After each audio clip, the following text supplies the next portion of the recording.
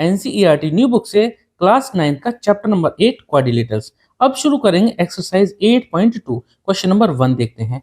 ABCD is a quadrilateral in which P, Q, R and S are mid points of the sides AB, BC, CD and DA। देखिए यहाँ पर हमें given है एक quadrilateral ABCD, ठीक है, जिसमें कि AB का मिड पॉइंट दे रखा है P, BC का मिड पॉइंट दे रखा है Q, CD का मिड पॉइंट दे रखा है R एंड DA का मिड पॉइंट दे रखा है S। उसके बाद AC इज ए डायगोनल। देखो AC ये एक डायगोनल है। शो दैट, यहाँ पर देखिए 3 पार्ट प्रूव करने हैं हमें। देखिए क्वेश्चन में आगे बढ़ने से पहले मैं यहाँ आपको जरूर कहना चाहूंगा, अगर आपने mid point theorem and converse of mid point theorem को कंप्लीट नहीं किया है तो प्लीज पहले आप वो जरूर कंप्लीट कर लीजिए, तभी आपको ये एक्सरसाइज 8.2 आसान लगेगी। वैसे आसान एक्सरसाइज है, ठीक है। तो चलो वो कॉन्सेप्ट का यूज करते हुए हम इस क्वेश्चन को सॉल्व करेंगे, ठीक है। वो कॉन्सेप्ट मैं आपको साथ में बताते भी चलूंगा, ठीक है। तो चलिए पार्ट फर्स्ट में जैसे पूछा है S R parallel to AC and S R equal to half of AC। देखिए इस ट्रायंगल में देखते हैं, ट्रायंगल DAC, इस ट्रायंगल में S मिड पॉइंट है AD का और R मिड पॉइंट है DC का। चलो मैं यहाँ पे पहले ये बात को लिख देता हूँ, ठीक है।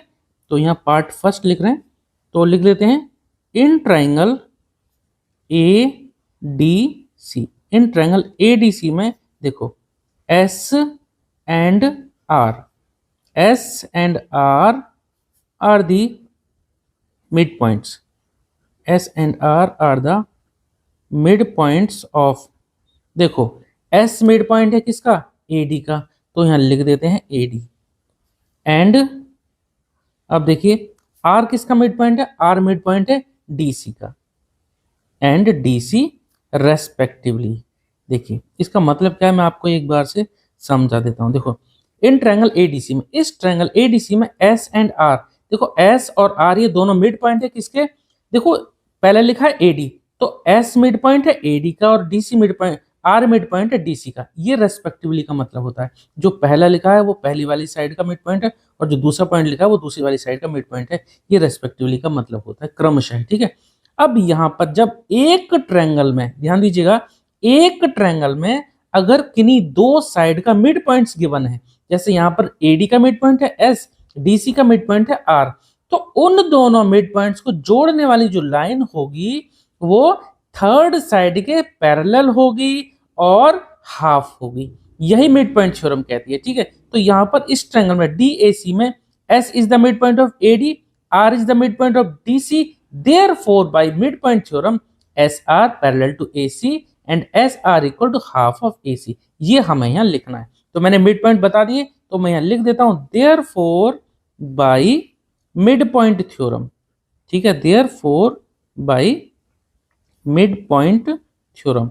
क्योंकि मिड पॉइंट थ्योरम के लिए कंडीशन क्या होती है, ये होती है कि मिड पॉइंट गिवन होनी चाहिए दो साइड के, तो क्या लिखेंगे, therefore by midpoint theorem क्या होगा, SR पैरेलल टू ये AC, SR पैरेलल होगा AC के and SR equal to half of AC। ये हमारा पार्ट फर्स्ट हो गया, इक्वेशन मैंने फर्स्ट लिख दी और ये जो पार्ट फर्स्ट था ये हमारा यहाँ तक प्रूव हो गया। कुछ नहीं करना है आपको, बस वो ट्रायंगल सेलेक्ट करना है जिसमें हमें यहाँ पर ये चीज मिलेंगी। तो ये ट्रायंगल था हमारा यहाँ पर DAC, ठीक है। SR पैरेलल टू AC हो गया, SR equal to half of AC हो गया।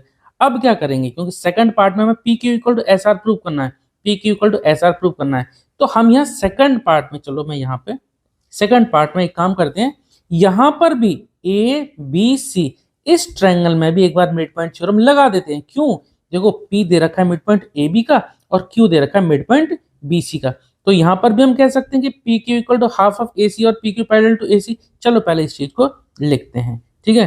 तो यहाँ लिख देते हैं in triangle ABC, in triangle ABC में देखो P मिड पॉइंट है AB का, तो हम यहाँ लिख सकते हैं P, चलो मैं दोनों को एक साथ लिखता हूँ, P एंड दूसरा मिड पॉइंट उधर Q, P and Q are the mid points of, जैसे ये लाइन लिखी थी ना वैसे P and Q are the mid points of AB and BC respectively, ठीक है। रेस्पेक्टिवली आपको जरूर लिखना है, अगर ये पॉइंट और ये साइड एक साथ लिख रहे हैं। जैसे यहाँ पॉइंट एक साथ है, यहाँ साइड एक साथ है, पहला पॉइंट पहली साइड का मिड पॉइंट और दूसरा पॉइंट दूसरी साइड का मिड पॉइंट, ये यहाँ पे इसलिए हम यहाँ पे लिख रहे हैं रेस्पेक्टिवली, ठीक है, क्रमशः।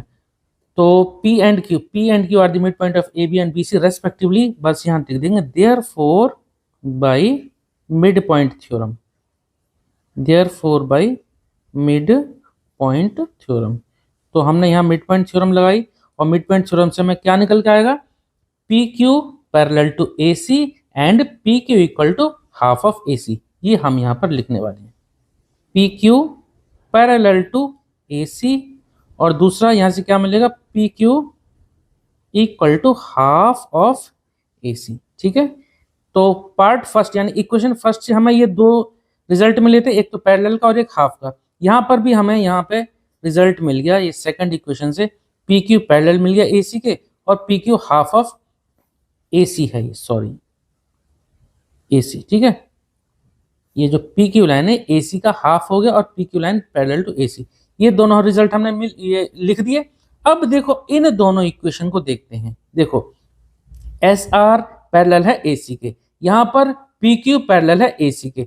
जब SR भी AC के पैरेलल है, PQ भी AC के पैरेलल है, तो ये दोनों भी आपस में क्या हो गई, पैरेलल। और दूसरी चीज SR भी AC का हाफ है, PQ भी AC का हाफ है।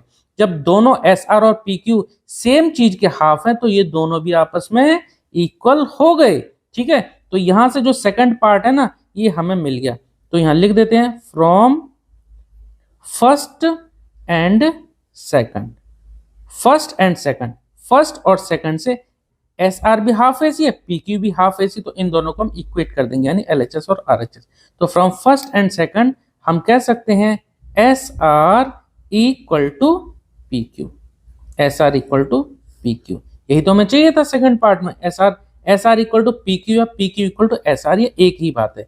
और साथ में क्या मिल गया, और साथ में हमें ये मिल गया SR पैरेलल मिल गया किसके, PQ के।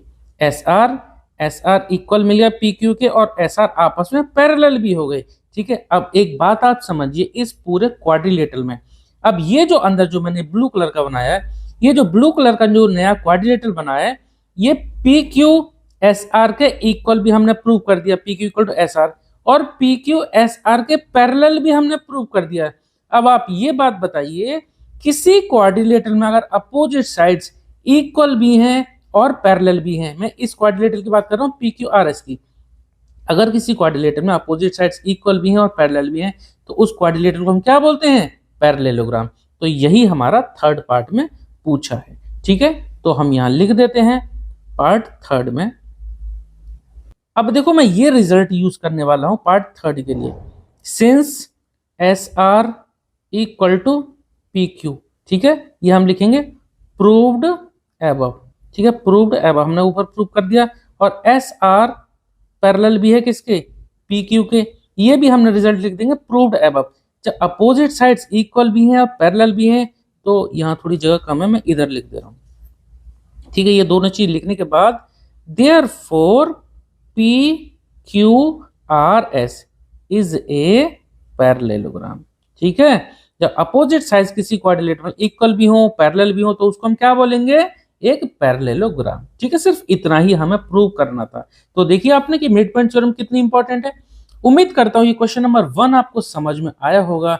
अगर आपको कोई भी डाउट है तो प्लीज आप कमेंट सेक्शन में जरूर पूछना। और हाँ, मैं आपको फिर बोल रहा हूँ कि आप एक बार मिड पॉइंट थ्योरम और converse of mid point theorem जरूर देख लें, ठीक है। लिंक उनका डिस्क्रिप्शन बॉक्स में डाल दूंगा। चलिए मिलते हैं नेक्स्ट वीडियो में क्वेश्चन नंबर 2 के साथ। Okay, thank you.